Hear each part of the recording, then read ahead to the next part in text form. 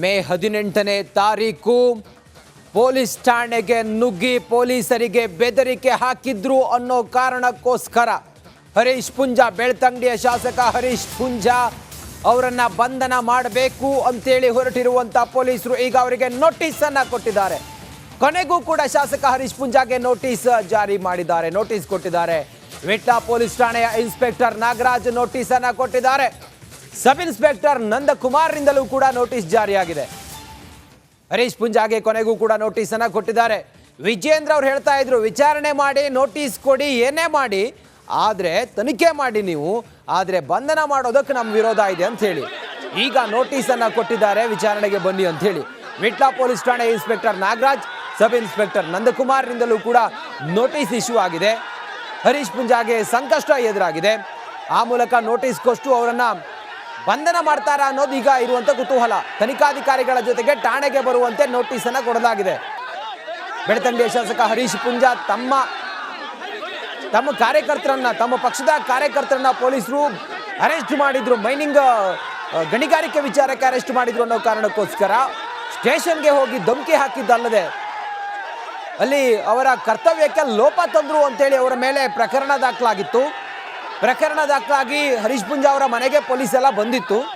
ಕಾರ್ಯಕರ್ತರು ರೊಚ್ಚಿಗೆದ್ದಿದ್ರು.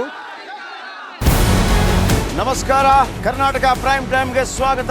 ನಾನು ಜಯಪ್ರಕಾಶ್ ಶೆಟ್ಟಿ. ಇಡೀ ಕರ್ನಾಡು ಇವತ್ತು ರೆಬೆಲ್ ಆಗಿ ನಿಂತಿದೆ. ಈ ಹಗರಣಗಳನ್ನು ಸದನದಲ್ಲಿ ಪ್ರಸ್ತಾಪ ಮಾಡಲು ಕೂಡ ಕಾಂಗ್ರೆಸ್ ಹಿಂದೇಟು ಹಾಕಿದ್ದೇಕೆ? ನಿಮ್ಗೆ ಸಂಬಳ ಅದಕ್ಕೆ, ನಿಮಗೆ ವಾಹನ ಅದಕ್ಕೆ, ನಿಮಗೆ ವೆಪನ್ ಅದಕ್ಕೆ, ನೀವು ಅದನ್ನು ಸೆರೆ ಹಿಡಿಬೇಕಾಗಿತ್ತು.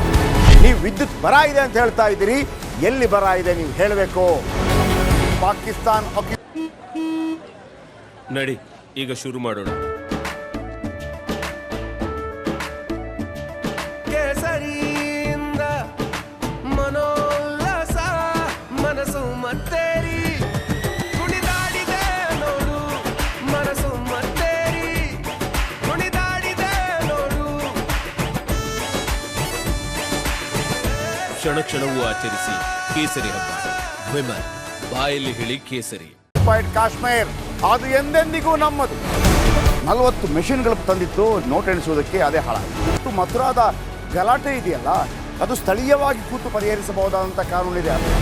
ಗ್ಯಾರಂಟಿ ಯೋಜನೆಯಿಂದ ನಷ್ಟ ಆಗಿದೆ, ಲಾಭ ಆಗಿದೆ, ದಯವಿಟ್ಟು ಹೇಳಿ. Dawood Ibrahim most wanted criminal ಯಾವಾಗಾದ ಅಂದರೆ ಇಲ್ಲಿ ತನಕ ಭಾರತ ದೇಶದಲ್ಲಿ ಓರ್ವ ದಲಿತ ಪ್ರಧಾನಿಯಾದಂಥ ಇತಿಹಾಸವೇ ಇಲ್ಲ. ರಿಪಬ್ಲಿಕ್ ವರ್ಲ್ಡ್ ಆಪ್ ಇದು ಕೇವಲ ಅಪ್ಲಿಕೇಶನ್ ಅಲ್ಲ, ಸಮಗ್ರ ಸುದ್ದಿಗಳ ಸಂಪರ್ಕ ಮಾರ್ಗಕ್ಕೆ ಕ್ರಾಂತಿಕಾರಿ ಬದಲಾವಣೆ. ರಿಪಬ್ಲಿಕ್ ವರ್ಲ್ಡ್ ಆಪ್ ಕೇವಲ ಸುದ್ದಿ ಅಪ್ಲಿಕೇಶನ್ ಅನ್ನ ಪರಿಚಯ ಮಾಡ್ತಾ ಇಲ್ಲ, ಬದಲಾಗಿ ಡಿಜಿಟಲ್ ಸುದ್ದಿ ಬಳಕೆಯ ಹೊಸ ಯುಗಕ್ಕೆ ನಾಂದಿ ಹಾಡ್ತಾ ಇದೆ. ಇದೊಂದು ಬ್ರೇಕಿಂಗ್ ನ್ಯೂಸ್, ಪ್ರಭಾವಶಾಲಿ ಕಾರ್ಯಕ್ರಮಗಳಿಗೆ ಗಟ್ಟಿಯಾದ ವೇದಿಕೆ. ರಿಪಬ್ಲಿಕ್ ವರ್ಲ್ಡ್ ಅಪ್ಲಿಕೇಶನ್ ಈಗ ಲೈವ್ ಆಗಿದೆ. ಗೂಗಲ್ ಪ್ಲೇ ಸ್ಟೋರ್ ಮತ್ತು ಆಪಲ್ ಆಪ್ ಸ್ಟೋರ್ ಎರಡರಲ್ಲೂ ಲಭ್ಯವಿದೆ. ಈಗಲೇ ಡೌನ್ಲೋಡ್ ಮಾಡಿ.